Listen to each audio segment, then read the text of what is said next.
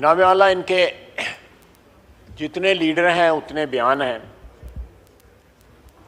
इनकी तकरीर में जो मैंने मतलब जो अख़ज़ किया है कि जब ये बरास्ता मुनाल भागे हैं यहाँ से,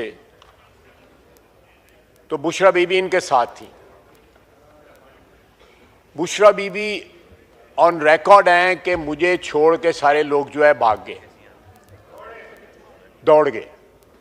चलें मैं तरमीम कर लेता हूँ। भगौड़े ये सारे लोग भाग गए। और दूसरा ये भी ऑन रिकॉर्ड है कि जब अली अमीन गंडापुर साहब की गाड़ी पे हमला हुआ, इनके वर्करों ने उनको डंडे मारे, उनके गाड़ी को तोड़ने की कोशिश की जब वो भाग रहे थे, तो उनके गार्ड्स ने जो है फायरिंग की अपने वर्करों के ऊपर। यह भी चीज ऑन रिकॉर्ड है।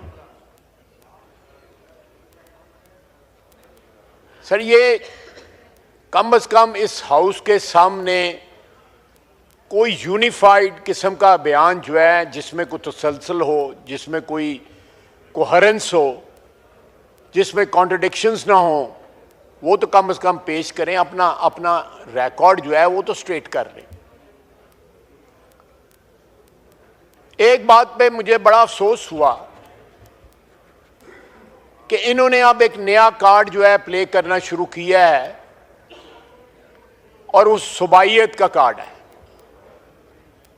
एक शख्स हमारे यहां पे 11-12 साल हुक्मरान रहा, उसका नाम अयूब खान था। बांग्लादेश बनने की रिस्पॉन्सिबिलिटी उस पर जाती है, बल्कि उसने बाकायदा कैंपेन चलाई बांग्लादेश बनाने की कि मशरकी पाकिस्तान अलहदा हो जाए। आज उसके रिश्तेदार जो हैं यहां पे सुबाइयत का कार्ड खेल रहे हैं। इस मुल्क के ऊपर जनाब डिप्टी स्पीकर, जितना हक किसी पंजाबी, सिंधी, बलोची का है, उतना ही पश्तून का है। हम 4 भाई हैं इस खानवादे में जिसका नाम पाकिस्तान है। अब अगर इनके कहने पे किसी और सूबे से एक बंदा भी ना आए, जनरल सेक्रेटरी साहब इनके अकेले अपनी गाड़ी में लाहौर फिरते रहें, और जहां पे 4 बंदे इकट्ठे हुए थे वहां पे वो ना पहुंचे, तो इसमें लोगों का क्या कसूर है? इसमें Pashtun versus rest of Pakistan जो है वो क्या एक्सप्लॉइट करने की क्या जरूरत है? और वहां से भी अगर सरकारी मुलाजिम लाए जाते हैं, वहां से पुलिस जो है सफेद लिबास में लाई जाती है, और ये सारा उस वक्त उनको ख्याल नहीं आता कि वो भी पश्तून हैं। पारा चिनार में जो कत्लेआम हो रहा है वहां पे एक दूसरे से लड़ रहे हैं, तो चीफ मिनिस्टर का वो भी तो जिम्मेदारी बनती है कि अपने सूबे में अमन कायम करे, अपने सूबे में जो है जो हकूक हैं अपने सूबे के रहने वालों के, उनके हकूक जो है बजा लाए। उनको छोड़ के उन्होंने इस्लामाबाद पे चढ़ाई की,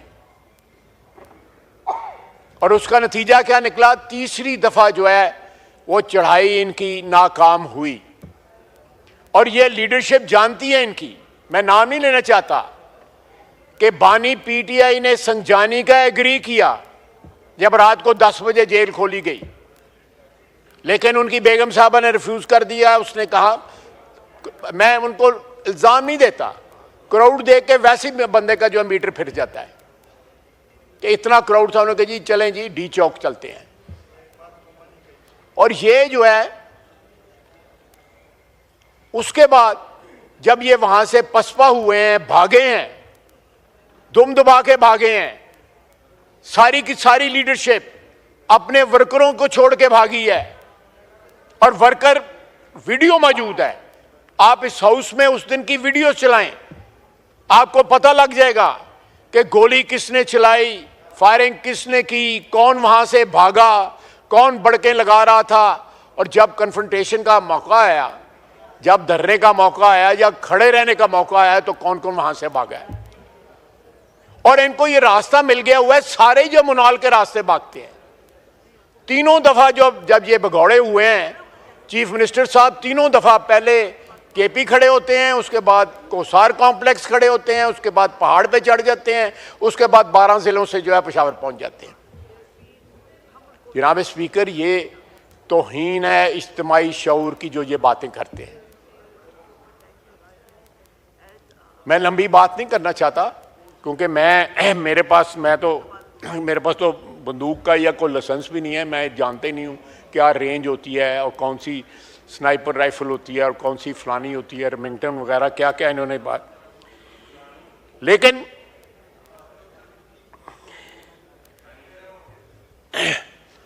अब सिविल नाफरमानी की इन्होंने कॉल दी है।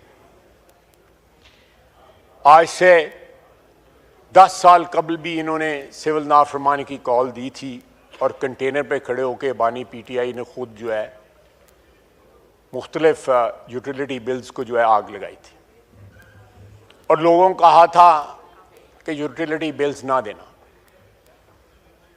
किसी ने उनकी कॉल के ऊपर जो है बैठना कहा। लोगों ने यूटिलिटी बिल्स भी दिए और उनकी कॉल जो है वो फेल हो गई। आज भी मेरा चैलेंज है इनको, अल्लाह के फजल से इनको कोई पाकिस्तानी जो है वो यूटिलिटी बिल देने से इनकार नहीं करेगा।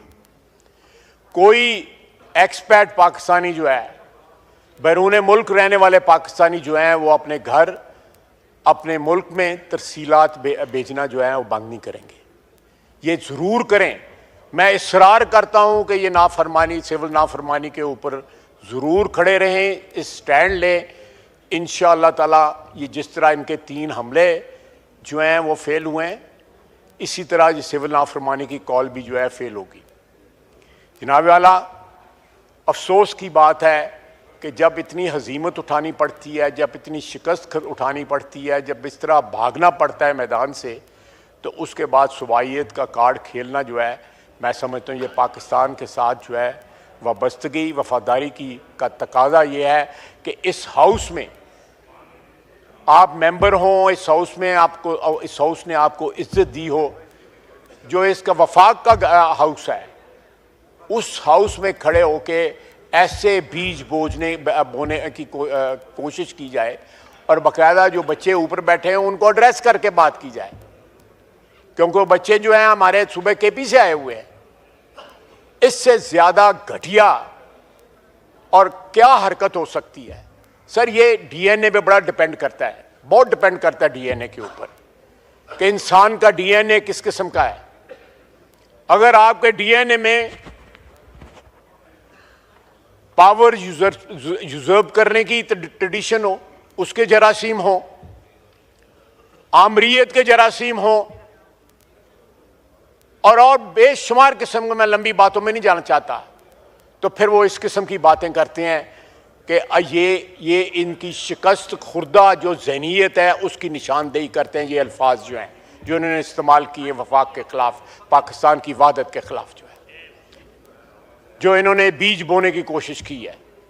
जनाब वाला, मैं कंक्लूड करता हूं कि इनके 3 हमले नाकाम हुए।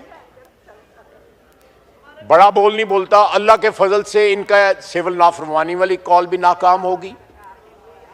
मैं ज़्यादा डिटेल में नहीं जाना चाहता, लेकिन जो 26 नवंबर के दिन जिन जिन बातों पे ये एग्री कर चुके हुए थे, इनके वर्करों को पता लग जाए तो जिस तरह जूतियां खा के उस दिन भागे थे, उससे ज़्यादा जूतियां खाई जाए। और ये ढाल बनाना ख्वातीन को, और फिर खातून जो है वो अपने खामद से भी ज़्यादा एम्बिशियस हों, तो फिर अल्लाह ही हाफिज़ है इनकी पार्टी का। अल्लाह ताला पाकिस्तान को इनके हाथों से नुकसान को बचाए। 4 साल की इनकी हुक्मरानी में जो नुकसान पहुंचा है, आज भी पाकिस्तान जो है उसका भुगतान कर रहा है, उसके नताइज को भुगत रहा है। उस डिसमेंटल्ड सिचुएशन को, एक जो है खंडरात जो छोड़ के गए थे, आज उस पर अल्लाह के फजल से फिर इमारत तामीर होनी शुरू हो गई है। इस मुल्क में जो है तरसीलात बढ़ी हैं, 4 से 6 बिलियन डॉलर मंथली सालाना तरसीलात बढ़ी हैं। स्टॉक मार्केट 1 लाख जो है चली गई है। हमारा जो है पॉलिसी रेट जो है वो 5.5% वो नीचे आ गया है। हमारे जो फॉरेन एक्सचेंज रिजर्व्स हैं वो रिप्लेनिश होने शुरू हो गए हैं।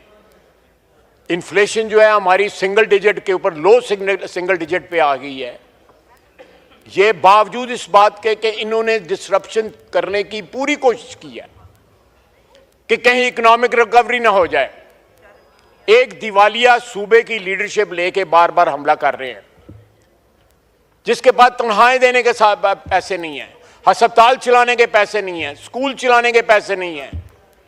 पहले अपने सूबे की खिदमत करें, फिर जो है कोई लिसानियत की या सुबाइयत की बात करें। पहले कुछ डिलीवर तो करें।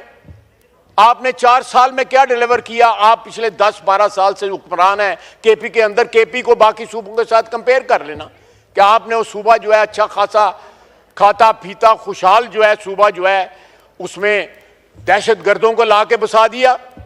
सारे सूबे में दहशत गर्दी है, वहां पे इतना खून खराबा हो रहा है। उस खून खराबे को छोड़ के आप खून खराबा करने जो है डी चौक में आ जाते हैं। जनाबे वाला, ये इस मुल्क के साथ वाबस्तगी या मोहब्बत या कमिटमेंट की निशानी नहीं है। इन लोगों का क्या एक ऐसा एजेंडा है जो खुदा न खास्ता इस मुल्क की दुश्मनी का एजेंडा है, जो हम नहीं अचीव होने देंगे, कथित तौर पे अचीव नहीं होने देंगे।